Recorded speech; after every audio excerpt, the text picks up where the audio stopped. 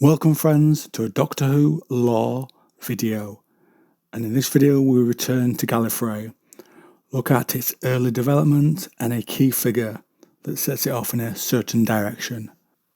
In its early years, Gallifrey underwent an incredibly quick development in technology, from simple transmat and transduction devices to the first forms of space travel and then to interstellar travel. Using these, Gallifreyans spread across the cosmos. They encountered many other types of life, but always had with them a sense of superiority. And in this light, they would decide that these other species would need policing, pushing in the direction the Gallifreyans thought they should go, and thus they began to build an empire. Those the Gallifreyans saw as lesser, who were many, were subjugated or judged, and if they were judged to be dangerous, they were then eliminated. In its early times, the Gallifreyans formed an alliance with a group called the Fledgling Empires. And so the Gallifreyans formed an alliance with the Empires, because at least at this stage, they recognised them as a group they would not be able to conquer. There was one other power around at this time as well, called the Rachnos. Now they got their abilities from harnessing Huon energy. Now they had the form of giant spiders.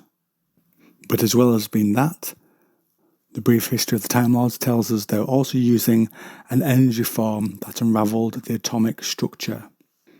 And so it was for this reason that the fledgling empires went to war against Rachnos, and they were wiped out, more or less. If you watch Doctor Who, you will know that one survived and turned up on Earth about 4.6 billion years later, where the Doctor cornered, drowned and burned it. So it did face the death the rest of its kind did in the end. And the Gallifreyans, the wise Gallifreyans, removed Huon particles, took them away. At least that's what they told others. They hung on to it and placed remnants of it at the heart of their new time travel machines. And from this, the earliest form of time travel was born. Now that is one theory on how it all began. Another is based around the idea of the time scoop. This could scour the eons of time and snatch things out of time to deposit it somewhere else. In some cases, into an area of barren land, walled off by mountains. This, to the Gallifreyans, was called the Death Zone.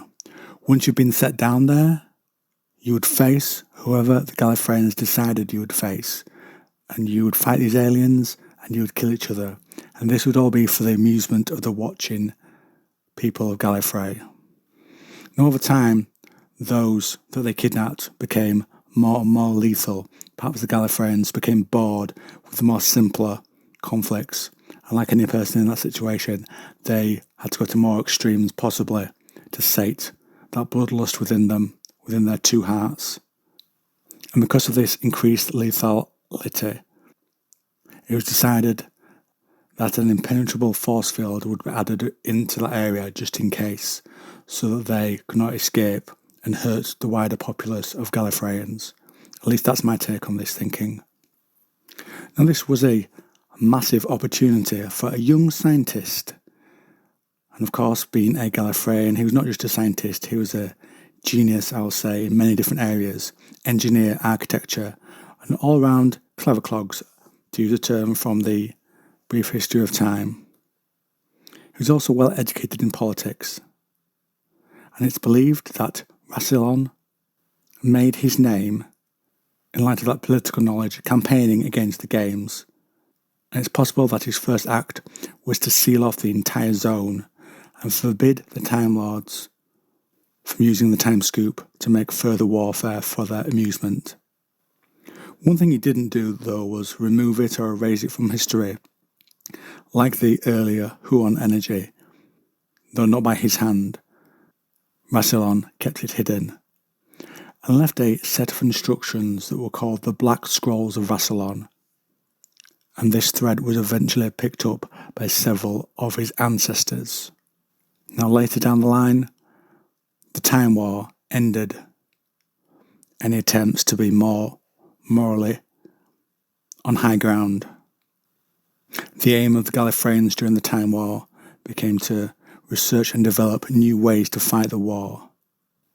And at this time, the then resurrected Rassilon went deep into the planet's prehistory and found gargantuan monsters called Dinosauria. These incredibly large creatures carried with them the threads of great destruction, and they also came with their own built-in armour. They were taken from that past, experimented on, like the Daleks do on others, and they were transformed into horrors beyond imagination. And some of them still wander around Gallifrey. And now we move into a particular period of Rassilon's life where he became a science bro to Omega. This person, Omega, was also on the High Council and was yet another renowned scientist and engineer. And together he and Rassilon created something called Validium. This was a living metal. Now the intent behind it was to use it as Gallifrey's ultimate defence. But they quickly learnt, like humanity did in another universe with Skynet, that even a sentient metal can think for itself. Seeing the danger inherent here, having the weapon that would be used to defend Gallifrey that could actually turn against it, they took it apart, locked it in a vault, and left it there, where it was later stolen. Now I'll go into a little detail of that now, though it's not the focus of this particular video, but I think I will follow up on it in a later thread. Now, we're not told who took it, but a piece of Validium came to fall on Earth, and it's found by a woman called Lady Painfort, who used it to create a statue of herself that held both a bow and an arrow, and she called it Nemesis. The Doctor later encountered Nemesis, and seeing the danger there, sent it into space on a rocket sled, and the bow and arrow were left behind on Earth. Continuing in their partnership, Rassilon and Omega began working on time travel theories, and they worked out that to have a complete mastery over time, they would need an incredibly high energy source to create a field for one singular, sufficiently large vehicle. And between them, they created two solutions. The first of these was that the power level that was required would be reduced greatly if the size of what they wanted to power could be reduced. So, if a vehicle was around the size of a cupboard, and yet on the inside it could be much larger, then you see the benefits they're getting at. It would need a lot less power to move it. But with the large areas inside, it could also be used for travel and research. And this, as the brief history paints it, is when they realised to achieve this, the real space-time event, the exterior, needed to be mapped onto a separate continuum, the interior. This was the birth of a trans-dimensional level of engineering, a key Gallifreyan discovery. But of course the power level required was still incredibly high. And so we come to the second part of this theory that they both came to sort out between them. And the answer to the second part lay in stellar manipulation. If they could detonate a star, this would allow them to harness that supernova.